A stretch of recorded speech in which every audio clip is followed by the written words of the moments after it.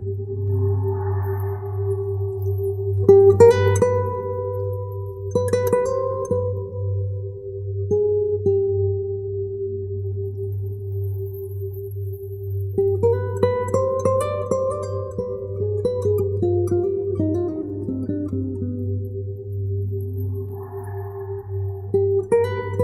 name is Nathan Zakheim, son of Bernard Zakheim.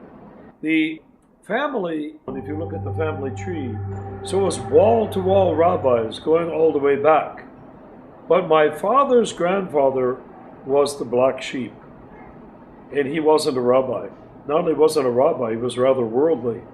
The son, Mordecai Zakheim, was also a worldly man, and he had a huge business. The family ran one of the largest businesses in Poland.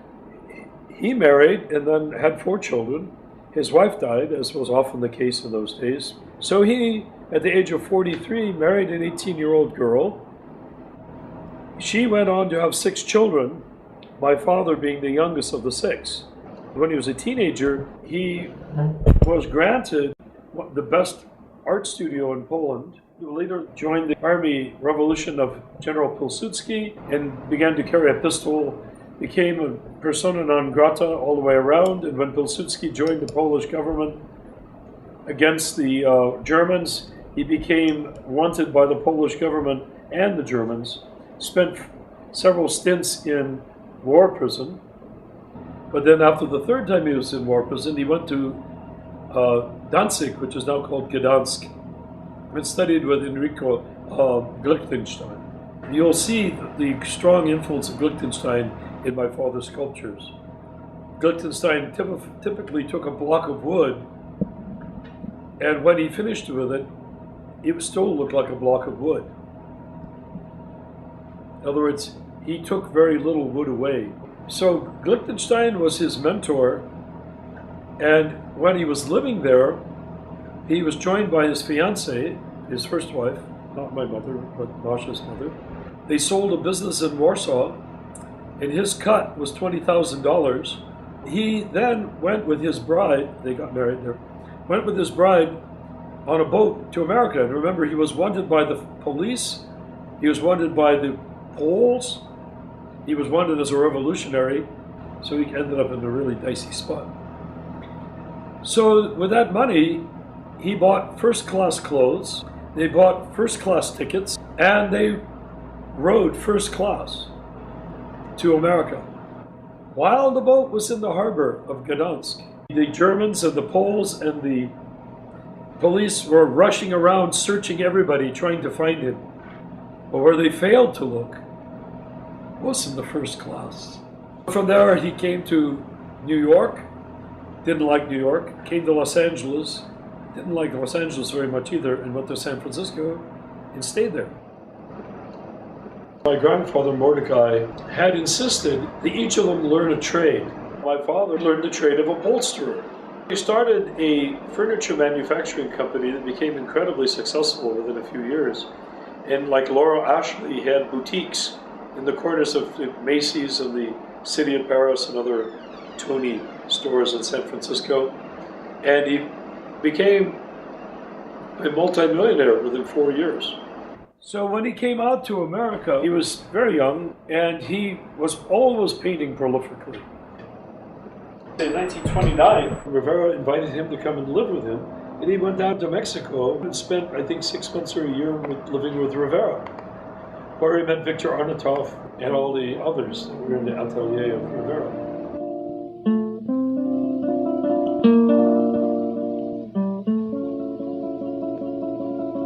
So then he went to Paris for a year. And he locked himself in a room in Paris because he wanted to find his palette.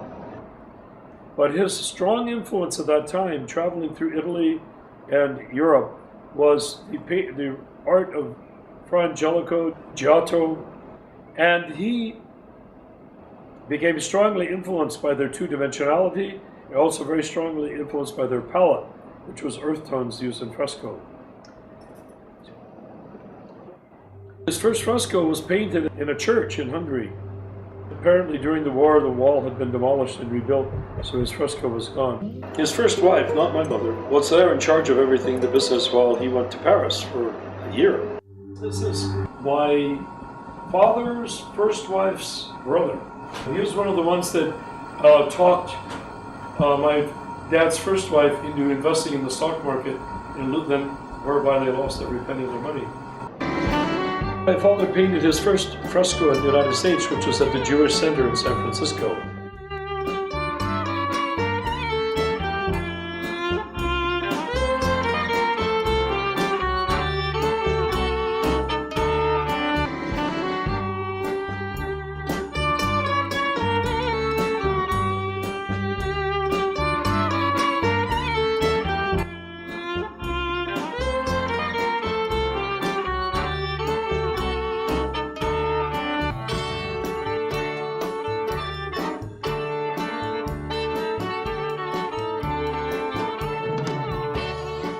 Coit Tower, Lily Coit donated a large sum of money. Fleischacker owned a large cement business, so Fleischacker built the monument.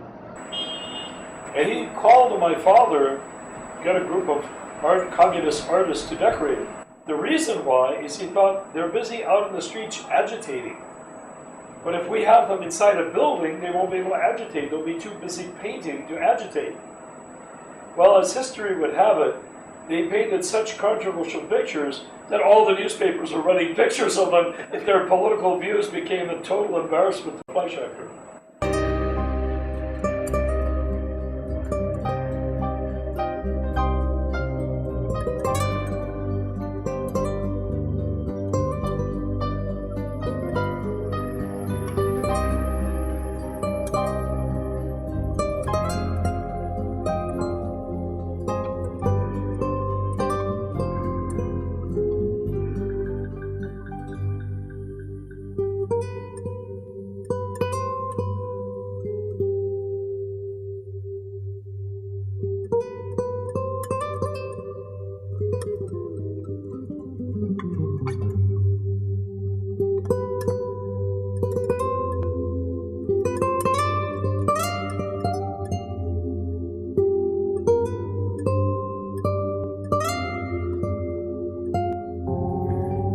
Today we're standing in Toland Hall at the University of California Medical Center in San Francisco in a room full of frescoes. These frescoes were by Bernard Zakheim. He painted them in 1935 to 1938, showing the history of medicine in California. I'm Masha Zakheim, his daughter, and I have learned a great deal about California history through these murals. They had a great deal of controversy attached to them, even from the beginning when they were painted, some of the subjects that my father chose, and then later the egos of some of the lecturers here in the hall who wanted to be the center of attention, not having students looking at murals, and therefore the murals were covered over from 1948 until 1962. But generally the idea was the brainchild of Dr. Chauncey Leake, who was a professor in the pharmacology department. He said, our students come here, spend 4 years in whatever school, medicine, nursing, pharmacy, dental school, whatever, and they leave the university and nothing draws them back. So what we need are some examples in art for them to look at while they're here and to come back to see. So my father, who was born in Poland in 1896, did not grow up in California, knew nothing about medicine, actually studied enough of the history here to pick out vignettes that he thought would illustrate the history of medicine. What he told me was that he thought they were self-explanatory because in each panel he put in little anecdotes from California medical history with small papers and little signs and boxes with names on them and so on to identify the figures. I'm afraid that years later we don't know these figures at all, and therefore we need somebody to explain them. There are two names that stand out. The name of this hall, Toland, for Dr. Hugh Toland, who was a pioneer doctor, and Cole, R. Beverly Cole, for whom Cole Hall is named. The murals aren't in Cole Hall anymore. They're in Health Sciences West, room 300 and 301. but they were in the old medical building, which was torn down.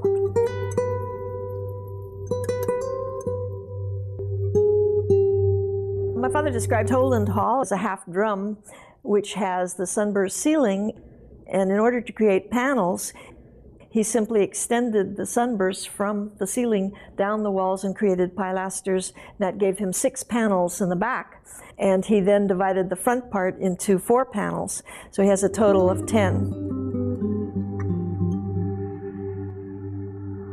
He began in the back with the Native Americans of California. On the left-hand side, he fanned into the murals showing Northern California medicine. On the right-hand side, he shows Central and Southern California medicine.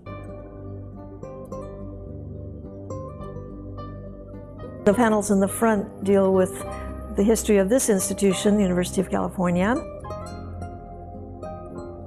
the Hooper Institute, his imagined future in 1938, the beginning of World War II, and then the far right panel deals with early San Francisco medicine.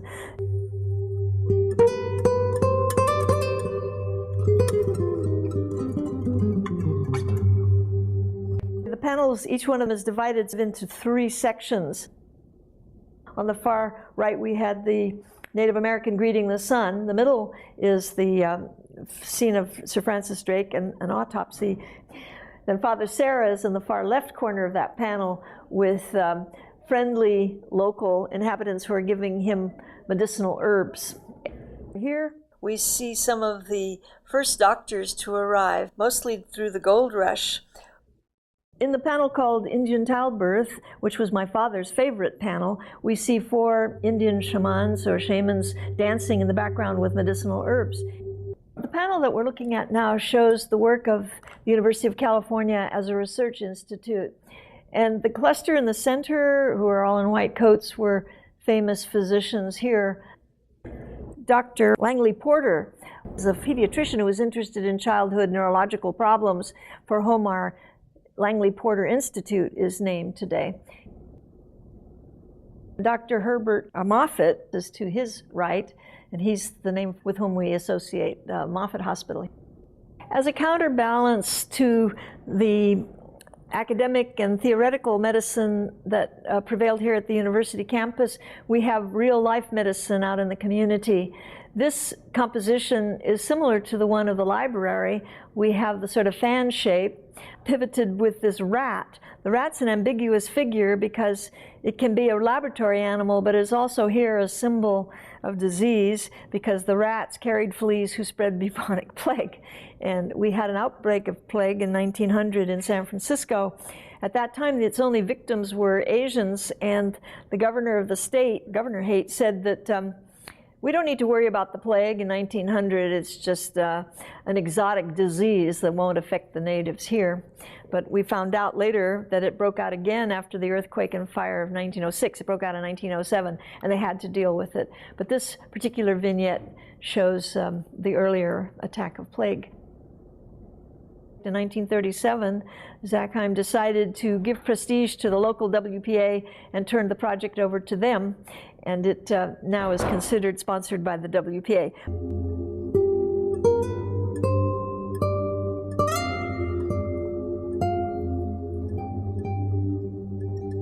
The final panel that we're looking at here was my father's interpretation of the beginning of World War II. We had already had the Civil War in Spain. You can see La Pasionaria, a nurse taking care of a patient there, and the scientists are there doing their work.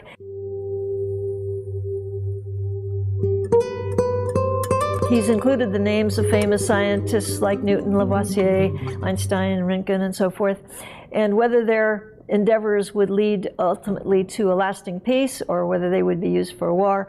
It was the eve of World War II. It's a question as to whether we're going to have war or peace.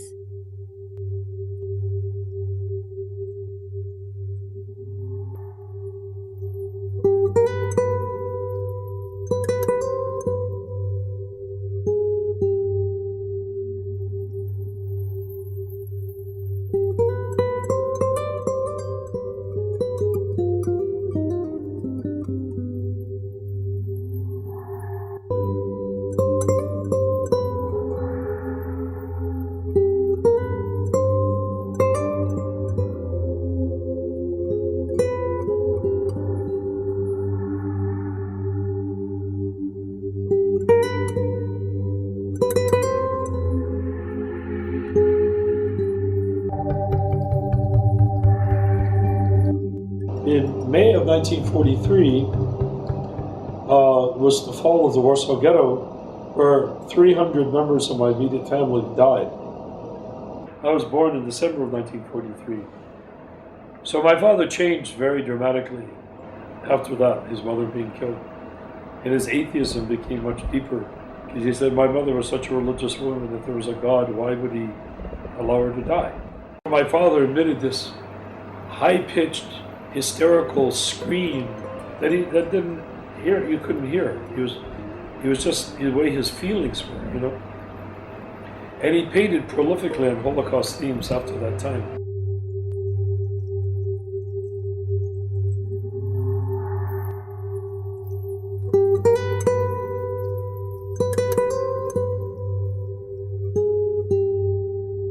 He went back and told his family, leave, in 1939. It's not like the other times. It's not like a pogrom where some people die, some people live, and you keep on going after the smoke clears. It's totally annihilation. Get out of here.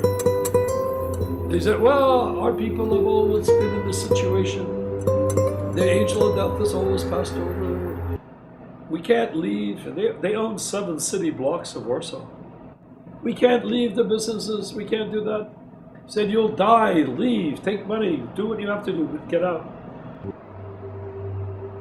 He made his monument to the Warsaw Ghetto, which is now at Mount Sinai Cemetery.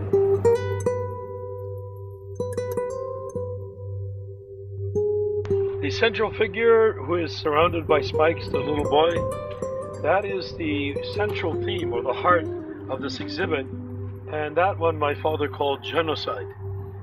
Genocide is always the killing of a child, because even elderly people are children as much as the children they produce, and the children they produce are children. So genocide really means killing children. That's the ultimate point of it. Now, different people showed up at that time. The man in the back has a cannon on his shoulder. He joined the resistance. He's a revolutionary, and he's ready to fight for the freedom and the lives of his fellow people. The man with his thumbs in his belt, my dad named him Not Involved. The woman behind is lacing up her bodice with laces. She is ready to sacrifice everything. Her breasts were symbolizing her womanhood. She's binding them so that she can fight alongside with the men. Now, in the front is the Orthodox Judaica holding the Holy Torah.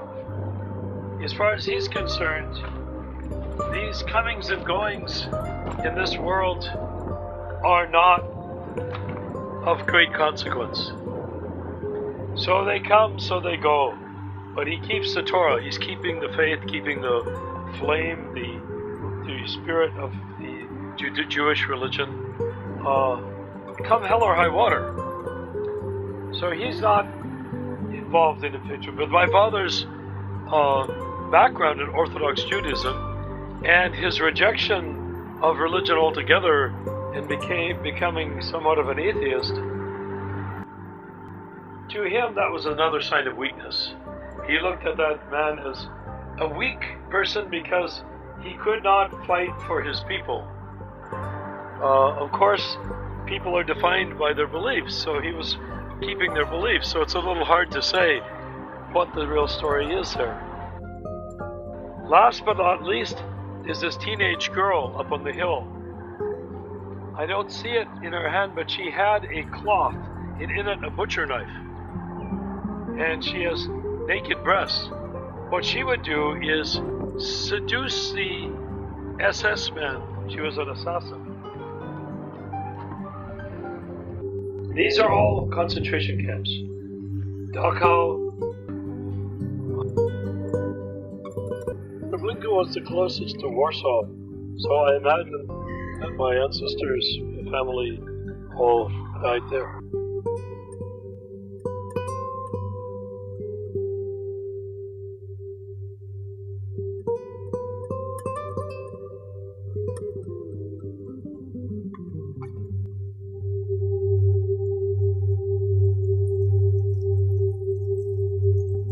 Zakheim was a teacher at the California School of Fine Arts, which is now the Art Institute. And Rivera came up and painted a fresco there. In the last 10 years, I became aware that my father had designed the sketch, which he presented to Rivera as a joke, of Rivera painting himself into the fresco. Rivera liked the sketch so much that he painted himself into the fresco. So now you have a picture of Rivera sitting on a plank overlapping towards the audience, painting, and that was my father's sketch.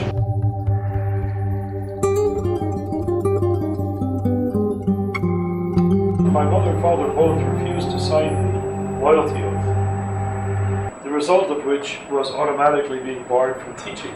So he went from making money as a teacher to not making money doing anything because of his age. He couldn't get a job even as an upholsterer at the bench. When my father could not teach, towards the end, and he was around 60 years old, he just had to feed his family. We've been living on practically nothing. Practically nothing means we lived on $25 a week.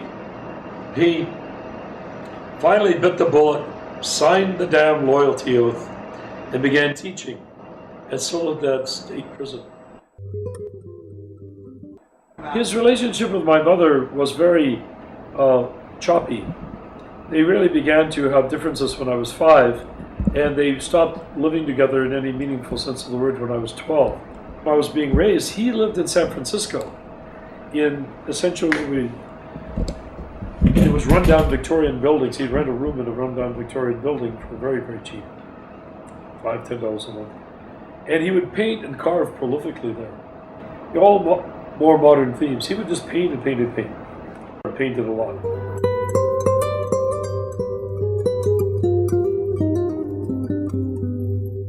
But in the 60s, he began painting in the Huntington Hartford Foundation. He was in a house designed by Lloyd Wright, Frank Lloyd Wright's son, and he painted this 30 paintings of extreme life expression.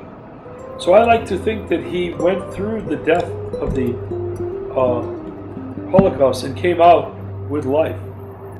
Father stayed at Farm Arts from 1943 onward to the late 70s. Shortly after that, he had a heart attack.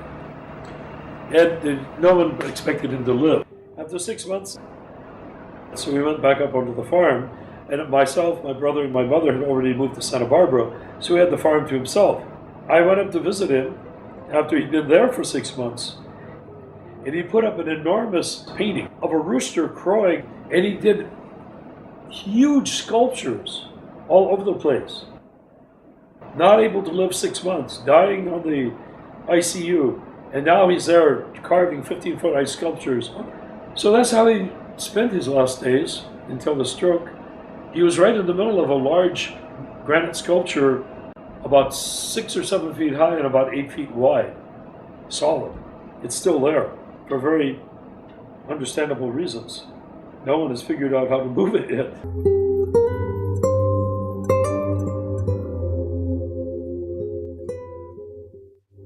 He started out with his classic paintings and his frescoes, the historical.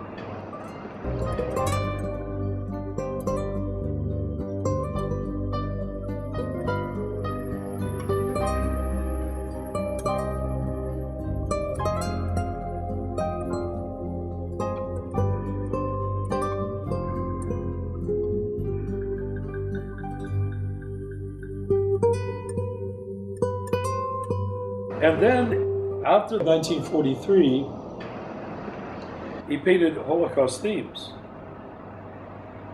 and little else.